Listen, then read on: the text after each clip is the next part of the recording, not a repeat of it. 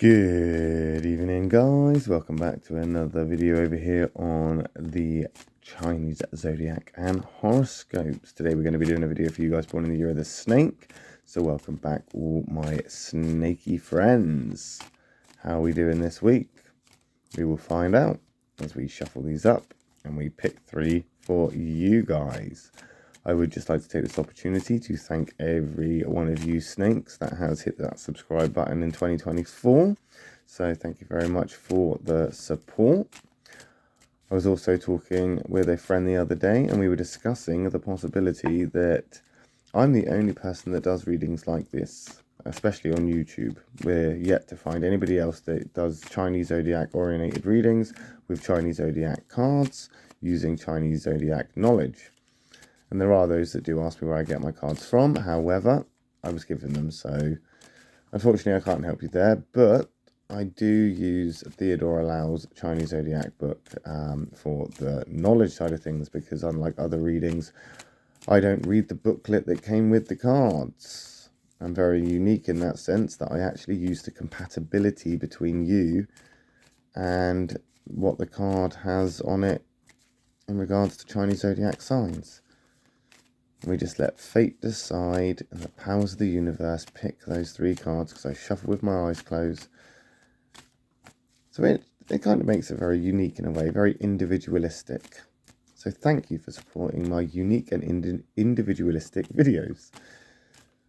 We're going to stop about there. And we're going to get on with it. And we're going to take that one from the bottom. We're going to take that one from the middle. We're going to take that one from the top. What have we got? Okay, so we've got a black, white, white. And if I remember correctly, last week we were coming through into a more positive place from a negative place. And that negative's popped up, but it isn't the dominant of the two. We've got that majority there being the white.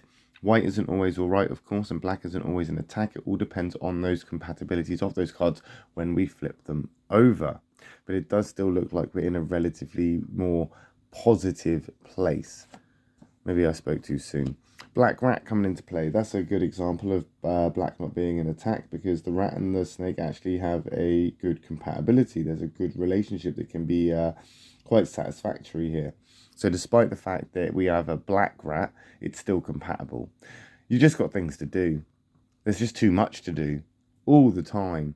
You got to do this, you got to do that, and then you got to pick this up, and then you got to make sure that's done, and then you got to get that done and this done, and it's just another thing after another thing and after another thing. And even when you've completed one job, another three have been added to the list. You're overworking yourself. You're overdoing it.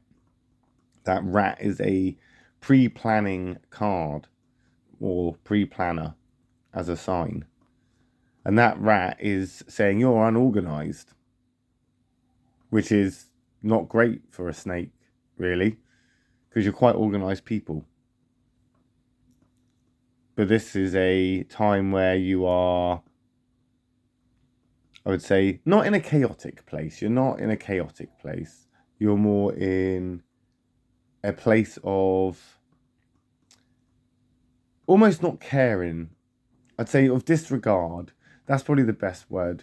You're in a place of disregard. You're just happy just to say, you know what? Forget that. I just can't be bothered with this. As I say, you're overworking yourself. So now everything has become a chore.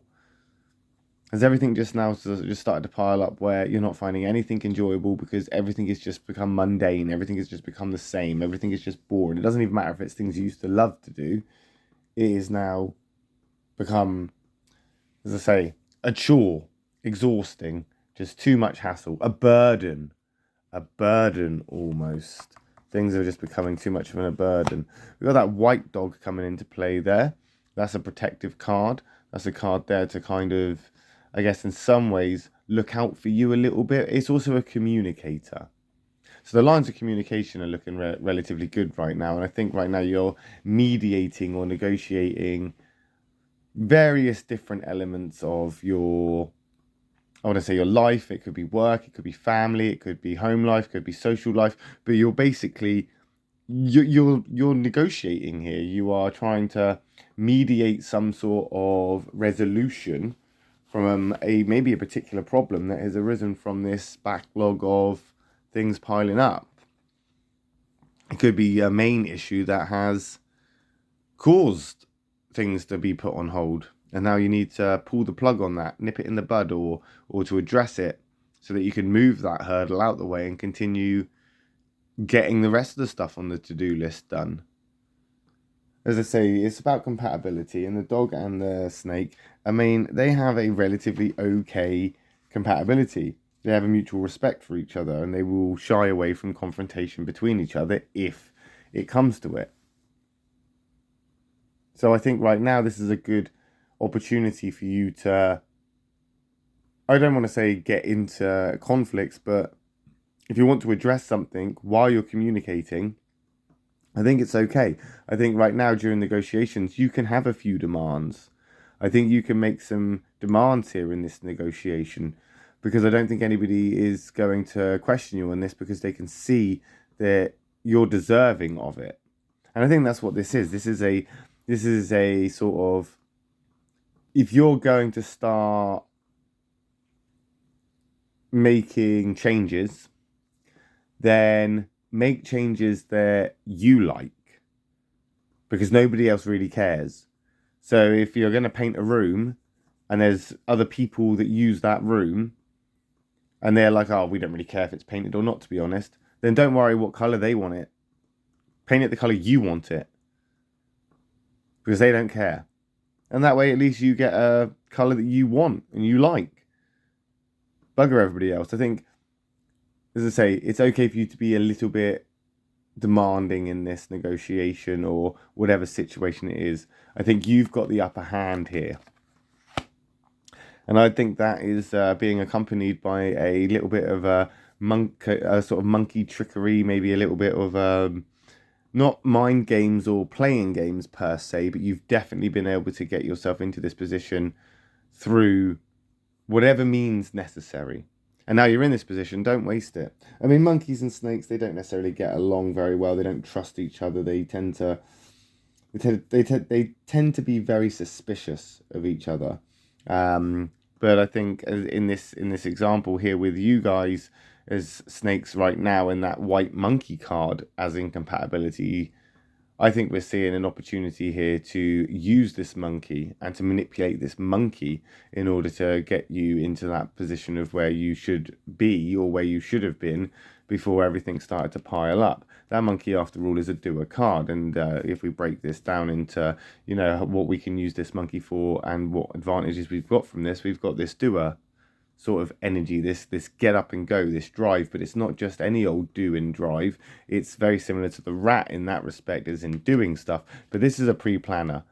This is pre-planning, something that you've neglected to do, or you've become very unorganized or undisciplined. That monkey is not a planner, not necessarily. It's a tinkerer. It's to take things apart and put them back together again and fix the problem. Find the problem, solve the problem. It's also a self-care card. So not only are we looking at fix the problem, solve the problem, find that problem and get some resolution from that problem, what we are looking at then is a card that is, as I say, looking out for you.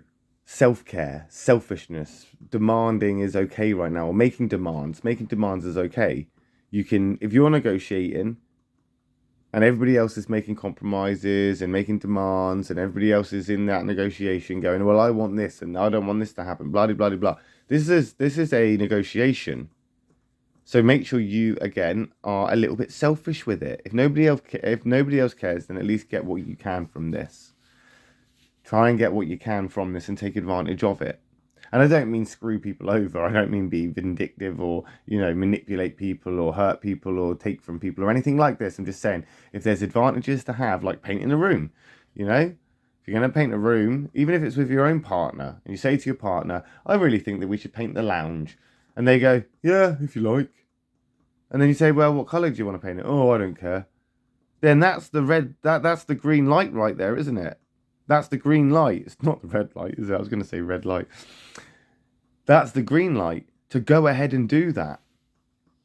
And paint it whatever colour you like. So, self-care and get it done. Take that problem apart and solve it, snake people. And we'll see how you get on with that next week when we come back and do another reading for you guys born in the year of the snake. I'll be back next week for you guys. But if you are interested, my next video will be for those guys born in the year of the horse. So I can see you over there if you are. If not, not to worry. If you, however, would like a more detailed and more in-depth and a little bit more personal reading, then you can follow the Patreon below and you can click on that for all manner of different things. So check that out if you're interested. If not, no worries. I'll just see you next week. Love and peace.